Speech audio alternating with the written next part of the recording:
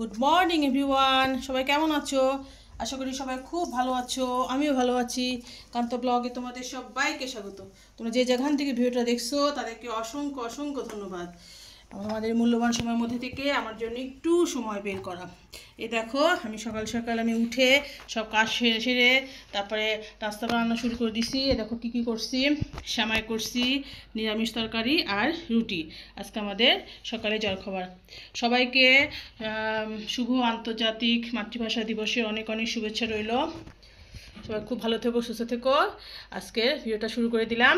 আশা করি তোমাদের আজকে ভিডিওটা অনেক ভালো লাগবে। তো চলো এখন যাই, পরে আসছি। তোমার সকালে কী কী নাস্তা করলে সবাই জানিও। এই দেখো, ওদের সবার খাওয়া হয়ে গেছে, তারপরে আমি নিয়ে আসলাম। আমি একটু খাই, নাস্তা করে নিই। আজকে যেহেতু শুক্রবার, ছুটির দিন, তো আজকে বেশি তাড়া নাই। আজকে ধীরে সুস্থে কাজকাম করছি, একটু দেরি করে উঠছি সকালবেলা আর কি। তো সকল ভাষা শহীদদের প্রতি রইল আমার বিনম্র শ্রদ্ধা, ভালোবাসা। আজকে দিনে তাদের ত্যাগের বিনিময়ে আজকে আমরা বাংলা ভাষায় কথা বলতে পারছি, বাংলা ভাষায় লিখতে পারছি, স্বাধীনভাবে আমরা চলাফেরা করতে পারছি। তাদের জন্য রইল শত কোটি সালাম, শ্রদ্ধা। তো আজকের দিনটা আসলে ভীষণই ভালো, আবার কষ্টেরও। কারণ শত শত ছাত্রদের ত্যাগের বিনিময়ে এই মাতৃভাষা আমরা অর্জন করেছি। এই আর কি, ভীষণই খারাপ লাগে তাদের জন্য। তো চলো আমরা শহীদ মিনারে যাব, হয়তো বিকালে, সকালে যেতে পারিনি। তোমরা কে কে গিয়েছিলে শহীদ মিনারে? শহীদদের উদ্দেশ্যে ফুল দিয়েছিলে কিনা আমাদের জানিও। তো আমরা যতটা পারবো যাওয়ার চেষ্টা করছি। আমার তো খুব ইচ্ছা করে। আগে ছোটোবেলাতে যখন বাচ্চারা ছোটো ছিল সকালবেলা উঠে চলে যেতাম, এখন আর হয় না। একটু সকাল সকাল আর যেতে পারি না, ওদের একটু পড়াটা থাকে, কোচিং থাকে, আজকের দিনেও থাকে টুকটাক পড়া, এই আর কি। তো চলো যাই, এখন পরে আসছি ফিরে। এই দেখো চলে আসছি আমরা শহীদ মিনারে। প্রচুর লোক।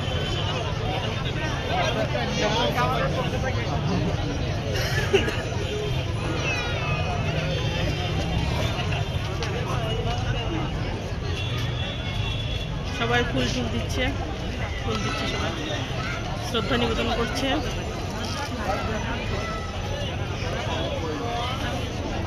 ভালো লাগছে, প্রচুর লোক আসছে। এটা সিলেটের শহীদ মিনার।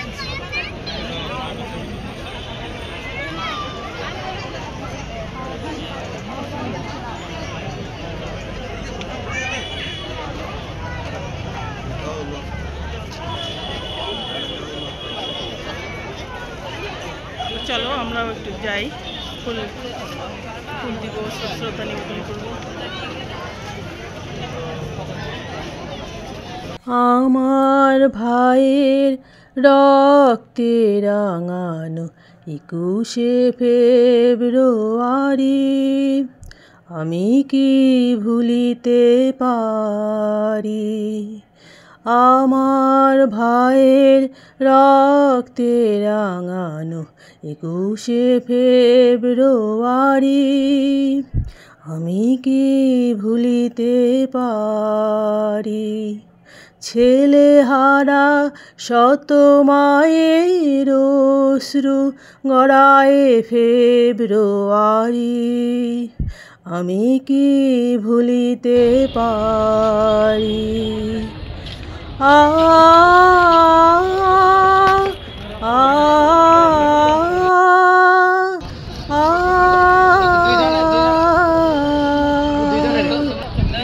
আমার ভাইয়ের রক্তে রাঙানো 21শে ফেব্রুয়ারি আমি কি ভুলিতে পারি।